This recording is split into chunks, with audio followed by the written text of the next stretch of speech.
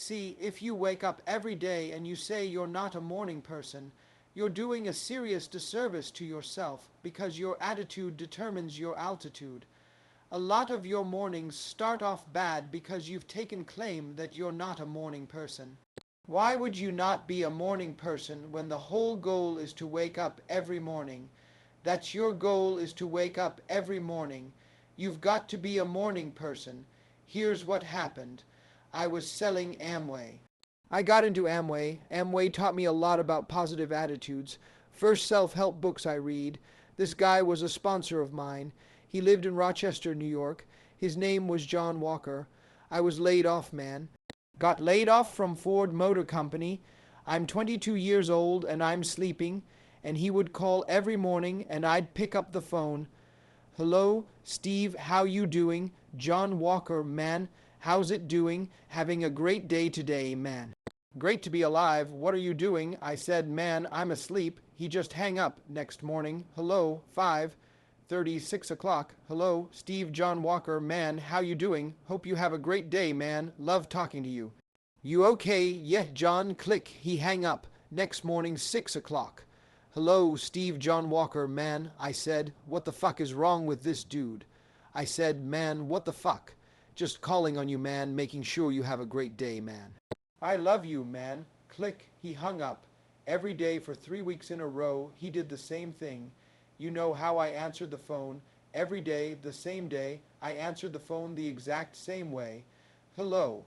Finally, after about 3 weeks, the phone rang. I said, hello. He said, Steve, why do you answer your phone like that? I said, what, man, I'm asleep. He said, no, man, you've got to be in the life. Changing business. People have got to look at you like a light. Something should be in you that shows other people that there's hope.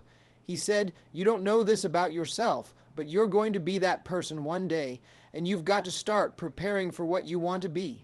I said, man, I'm not a morning person. He said, yes, you are. He said, because you're going to wake up every day for a long time. He said, man, don't ever do that, man. At least let God know you're glad you're alive if you don't let nobody else. And he hung the phone up. Man, do you know I couldn't even go back to sleep. So the next morning about 4:30 I done got up. I'm sitting on the edge of my bed. You better not call this phone right here. Hello, Steve. Hey, John. This is Steve Harvey, man. I'm up. I'm having a great day, man. He said, that's what I'm talking about. Hung up. The next morning he called right back, 5 o'clock. Hello, is this John Walker?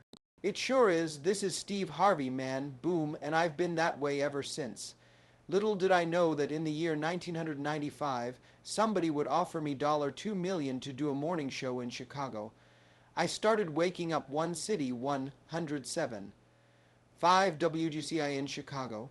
Next thing I knew, I had a radio show, #1 show in Los Angeles, 92. 3 The Beat. I started doing that show. Then in 2005, I got the biggest syndicated adult contemporary morning show on planet Earth, the Steve Harvey Morning Show. I'm in 112 cities. I wake up 9 million people who listen to my morning show in 112 cities. That man prepared me. He said, you don't know it, but you're going to be a light one day, and people are going to look to you for that light. At 22 years old, completely changed my life, and ever since then, I've been a morning person. You dig? I wake up every morning the same way. I can't wait to wake up. Me and my wife get up. Me and Marjorie wake up every morning. At the latest, 6. We're sleeping late till 6. Usually it's 5:30. We have coffee because nobody's up. And me and my wife sit in front of the fireplaces. We sip coffee. We go out by the pool. We drink coffee because we set our day up. Because we know about 7:30, 8 o'clock, all hell finna break loose. And when the rest of the world wake up, we already up having a good time. Yes, Steve Harvey's a morning person. Good morning person. 2 things, my dream and my faith. Faith is the belief in things that you cannot see. You can never lose faith, that's the key. You have to believe in something that you can't see. You have to believe when you don't see no way how. You have to buckle down and keep believing. God is always coming. Here's the deal. The moment you ask God for something, He boxes it up and He ships it to you. Here's the problem with the package. He never gives you the date that it's going to arrive. It's going to come. He just don't tell you when. If He told you when, it would destroy the relationship that's required to have an abundant life, which is faith. If God told you you were going to be rich in August of 2021, do you know how crazy you would talk to people from now until then? Because you know on August 21, I'm going to be rich, but He don't tell you when the package is going to arrive. So here's the deal. He wants you to stay in faith to receive the package because He only delivers to Faith Street. If you step off over here to I Don't See How Boulevard, He don't ship there. If you get over here to I Don't See How Circle, He does not ship there. He only sends the boxes to Faith Street. So when He sends it and you don't move off Faith Street, the package got to go back. It's just like UPS or the post office. If they send you a box and you ain't home, they take it back. That's how it works, man. Let me tell you something. Being successful is not a magic trick. You just have to learn the principles of success.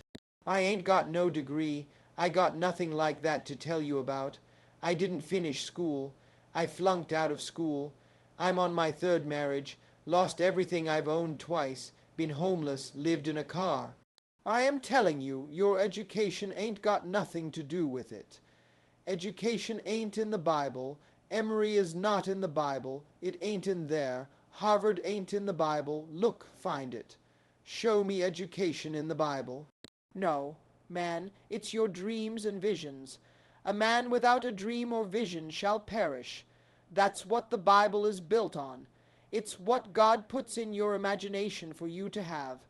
Everything God wants you to have, He puts it in your imagination.